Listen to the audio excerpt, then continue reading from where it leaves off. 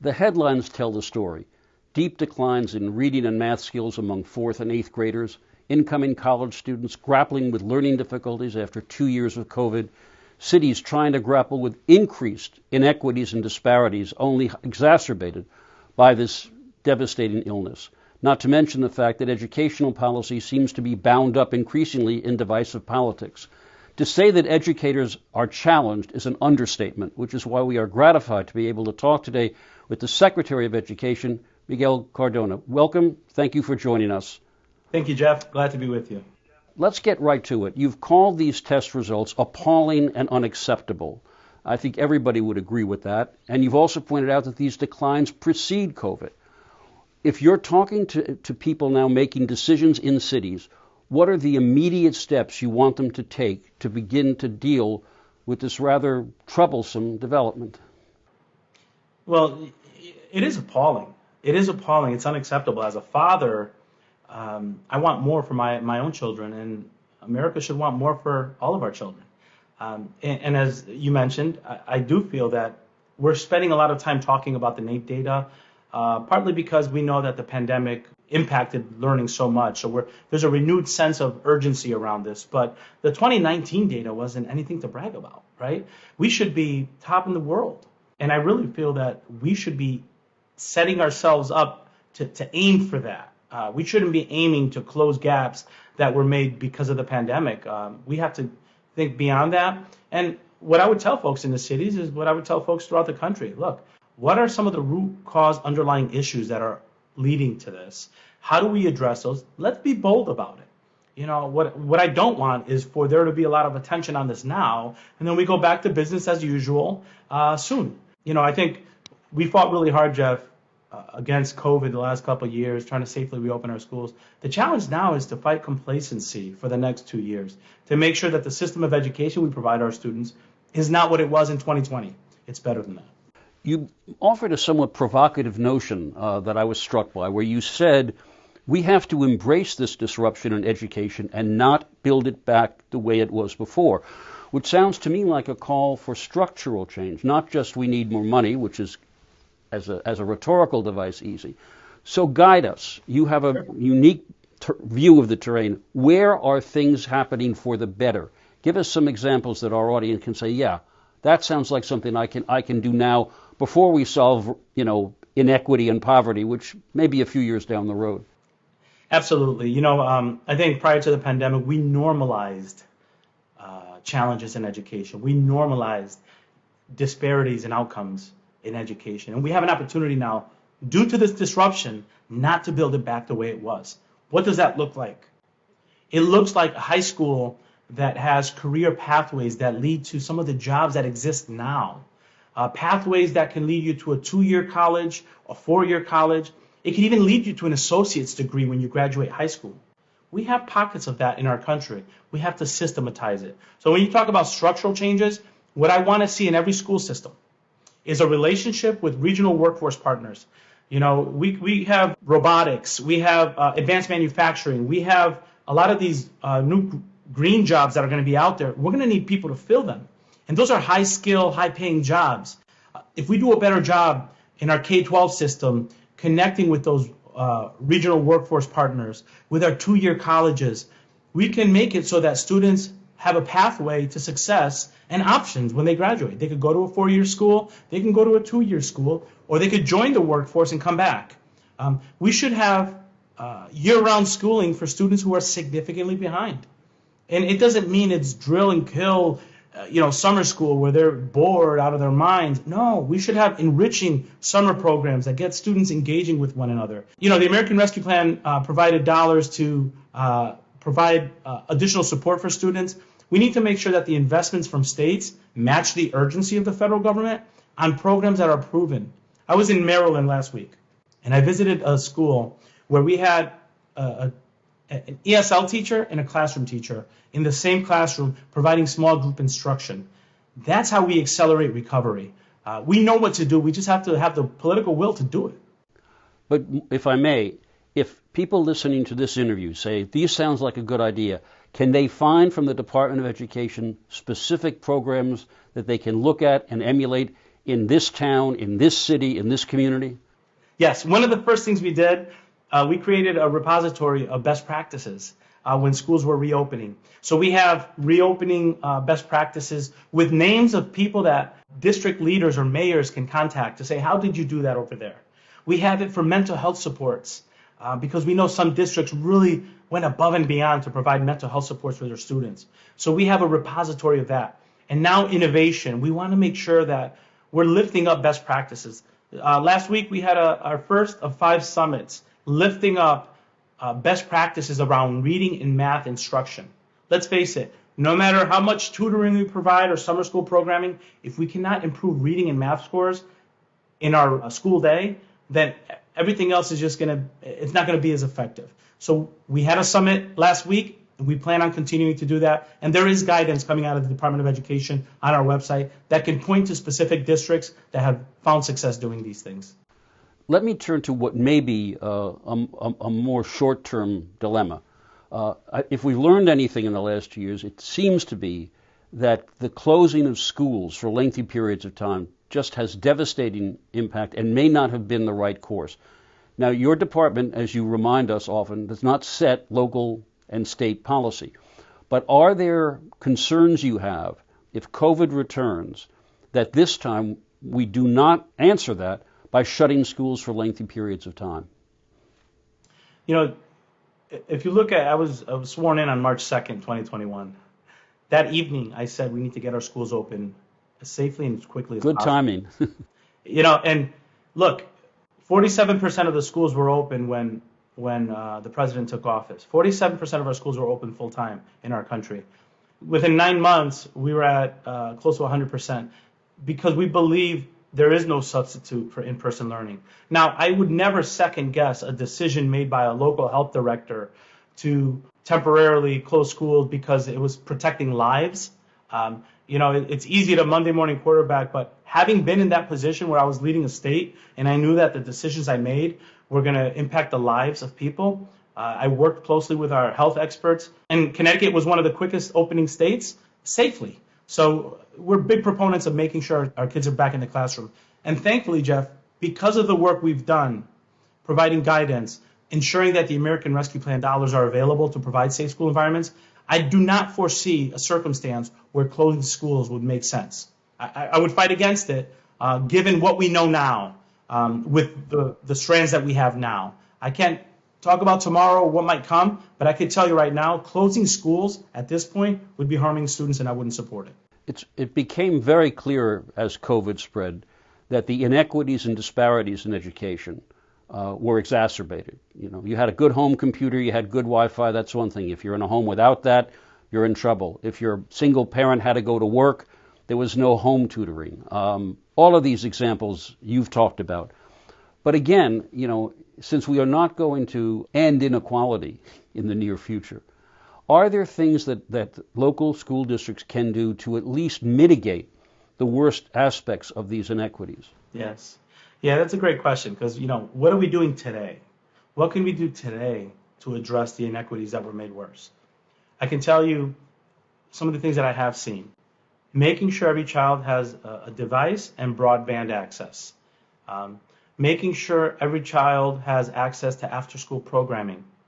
Making sure that if students are very far behind, that they have access to a highly qualified tutor or an after-school tutoring program in their school. And the American Rescue Plan dollars can fund this. That's what the money's there for. So it's not a matter of what can we do or do we have the money to pay for it. It's how are we doing this and how are we helping parents understand what questions to ask. It's really important for me to empower families to know what questions to ask to their school principal, to the superintendent, to their local board.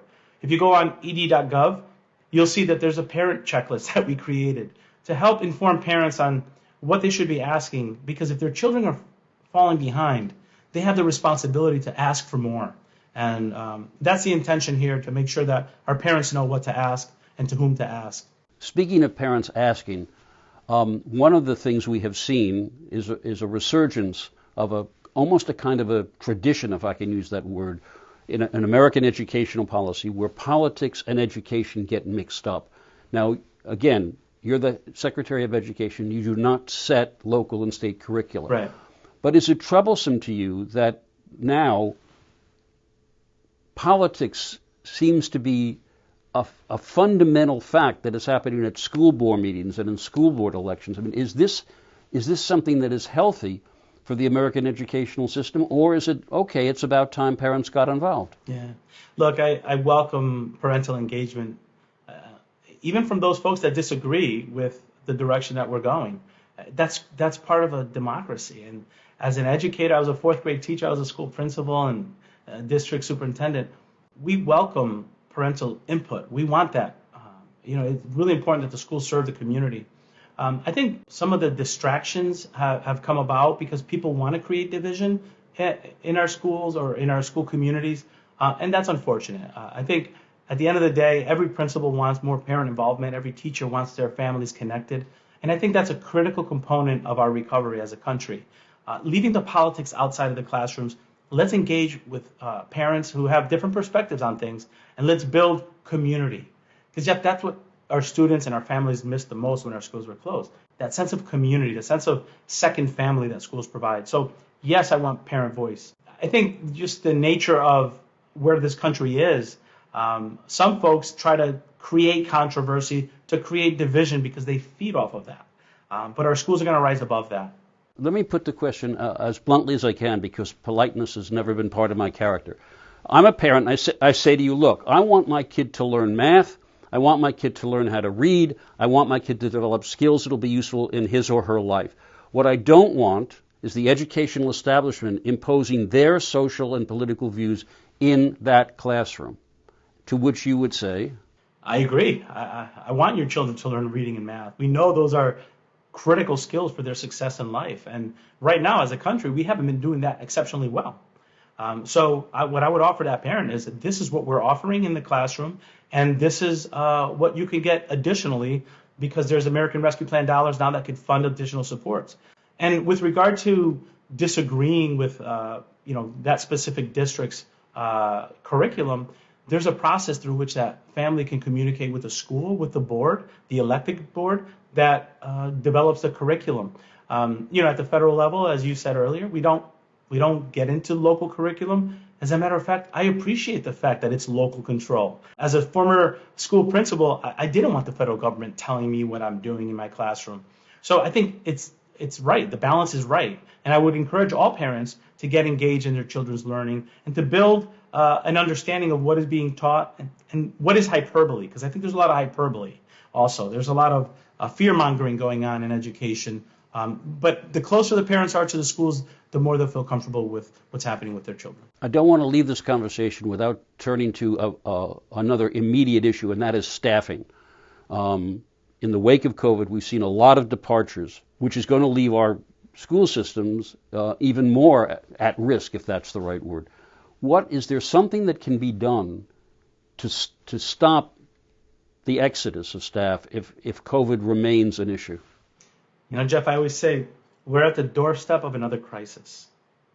I remind folks what it felt like when Omicron hit, and we were closing schools because everyone, a majority of teachers or staff members were quarantined because they were close contacts, not necessarily because they had COVID. But when we don't have enough staff, our schools are not as safe, and our children cannot thrive. So this educator shortage issue is a symptom of a teacher respect issue. In some states, teachers are getting 20 to 30% less salary than someone with a comparable degree. It's been normalized, Jeff, that teachers have second jobs, driving Uber or waitressing on the weekends to make ends meet. That's unacceptable. So unless we're willing to talk about lifting the profession, and I call it the ABCs of teaching, we have to provide more agency for our educators, treat them like professionals. We have to provide better working conditions. So that's B, which means pathway growth opportunities, professional development to learn more about the needs of the students. So that's better working conditions. And C, competitive salary. The days of us normalizing teachers being underpaid has to end. These are the same teachers that they dig deep into their own pockets when their students have needs, and they use their own money to buy things for our students.